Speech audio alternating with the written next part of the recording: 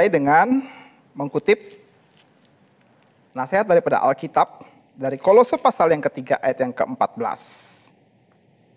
Firman Tuhan berkata, "Dan di atas semuanya itu kenakanlah kasih sebagai pengikat yang mempersatukan dan menyempurnakan." Paulus mengatakan di atas semuanya itu kenakanlah kasih yang mempersatukan dan yang menyempurnakan. Ini ditulis di dalam nasihat kepada jemaat di Kolose pada waktu ia berbicara tentang kehidupan baru yang orang-orang di Kolose ini miliki setelah mereka percaya kepada Kristus. Kenakanlah kasih sebagai pemersatu yang menyempurnakan.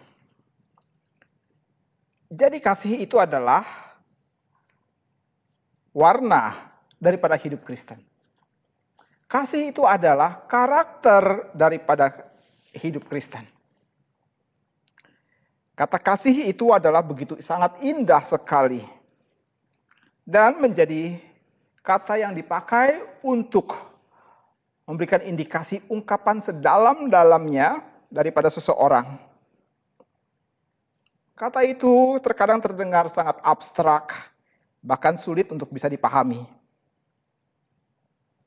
Kata itu bersikap atau bersifat personal, namun kerap dianggap tidak logis.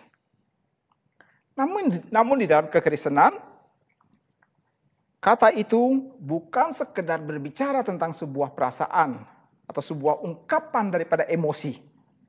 Kata itu bersifat teologis. Oleh karena Alkitab berkata, Allah itu adalah kasih adanya. Sehingga saudara, setiap orang Kristen, ia adalah orang yang telah menerima kasih daripada Allah di dalam Kristus. Tidak mengherankan kalau Alkitab berkata, karena sedemikian besar kasih Allah akan dunia ini, sehingga ia telah mengaruniakan anak yang tunggal supaya setiap orang yang percaya kepadanya tidak binasa, melainkan beroleh kehidupan yang kekal. Jadi, memiliki kasih sejati hanya dimungkinkan jika seseorang sudah menerima kasih Allah di dalam Yesus Kristus, di dalam pengampunan dan kehidupan baru. Di luar itu ada suatu hal yang sangat mustahil sekali. Di luar itu, kasih adalah sesuatu hal yang bisa dipalsukan, dimanipulasi. Kasih bisa menjadi suatu alat dosa di dalam kehidupan seseorang. Nah, Alkitab berkata, Allah itu adalah kasih. Sehingga mengenal Allah itu dengan pendekatan kasih. Saudara, di dalam Alkitab, kita melihat seseorang yang tersentuh oleh kasih Allah itu. Ia berkata, "Tuhan, pergilah daripadaku karena aku orang yang berdosa." Ya, Petrus. Di hadapan kasih Allah, dia merasa sangat tidak layak. Dan memang, orang berdosa tidak layak menerima kasih Allah. Kita menerima kasih Allah karena Allah memberikannya itu kepada kita. Tuhan Yesus berkata, "Kasihilah Tuhan Allahmu dengan segenap hatimu, segenap jiwamu, dengan segenap akal budimu."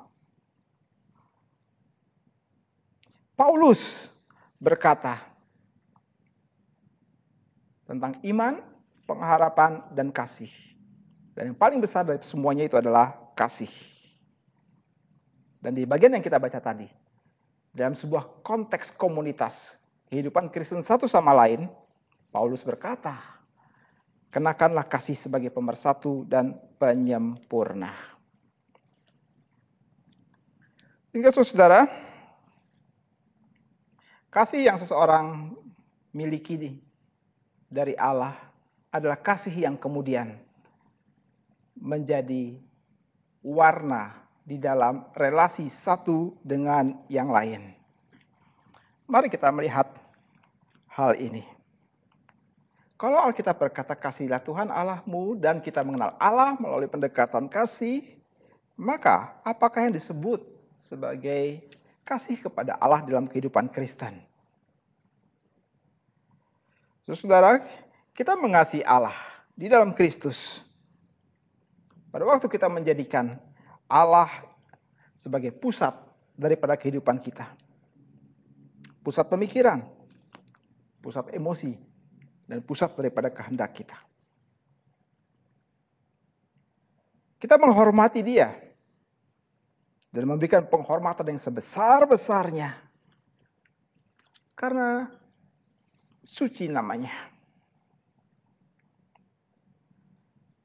Ini adalah hal yang Allah berkenan pada waktu seseorang melihat Dia sebagai yang satu-satunya dan melihat Dia sebagai yang kepadanya kita datang dan menyembah Dia, beribadah kepadanya, tunduk kepadanya. Dengan cara seperti itu adalah kita memahami inilah kasih kita kepada Allah. Memikirkan apa yang Allah pikirkan. Menjadikan kehendak Allah itu sebagai hal yang paling utama dan pertama. Lalu, ekspresi kasih di dalam relasi dengan sesama itu diungkapkan dengan cara bagaimana kita memikirkan satu dengan yang lainnya. Mengasihi satu dengan yang lainnya bagi kesejahteraan yang lainnya. Paulus di dalam 1 Korintus pasal yang ke-13 itu memberikan kita sebuah daftar tentang kasih di dalam kaitannya dengan relasi seorang dengan yang lain itu dengan sangat aplikatif sekali.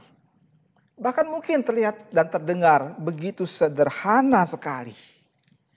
Misalnya ia berkata, kasih itu sabar, kasih itu murah hati, ia tidak cemburu, ia tidak memegahkan diri dan tidak sombong. Ia tidak melakukan yang tidak sopan dan tidak mencari keuntungan diri sendiri. Ia tidak pemarah dan tidak menyimpan kesalahan orang lain. Ia tidak bersukacita karena ketidakadilan, tapi karena kebenaran. Ia menutupi segala sesuatu, percaya segala sesuatu, dan mengharapkan segala sesuatu. Sabar menanggung segala sesuatu. Apakah ini terdengar sebagai suatu hal yang mudah atau sulit sebenarnya? Panggilan kita kali pertama membaca semua data ini, kita akan mengatakan tidak mungkin. Apalagi pada waktu kita merasakan ada orang lain yang menyakiti kita, mengkhianati kita, bahkan mungkin menusuk kita dari belakang. Bagaimana mungkin kita bisa mengaplikasikan kebenaran ini? Memang ini adalah sesuatu hal yang sangat sulit untuk dipahami jikalau kita tidak memiliki kasih Kristus di dalam kehidupan. Semua ini akan dapat kita lihat dan kita kerjakan dengan penuh sukacita jikalau kasih Kristus menguasai hati kita. Kasih Kristus yang sudah kita terima sebelumnya. Pada waktu Ia datang memanggil nama kita, orang berdosa ini, dan kemudian memberikan pengampunan.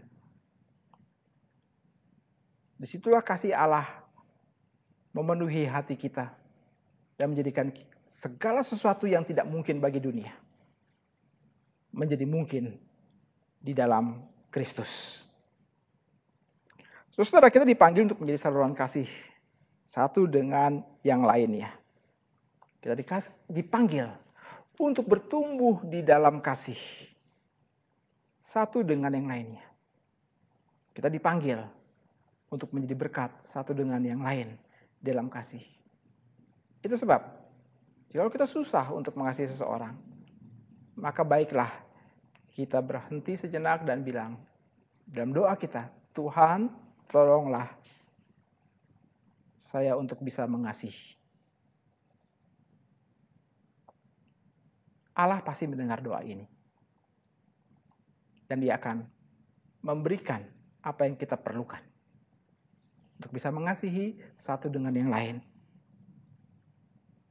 Sekali lagi Paulus berkata, kenakanlah kasih sebagai pengikat dan penyempurna. Tuhan berkati.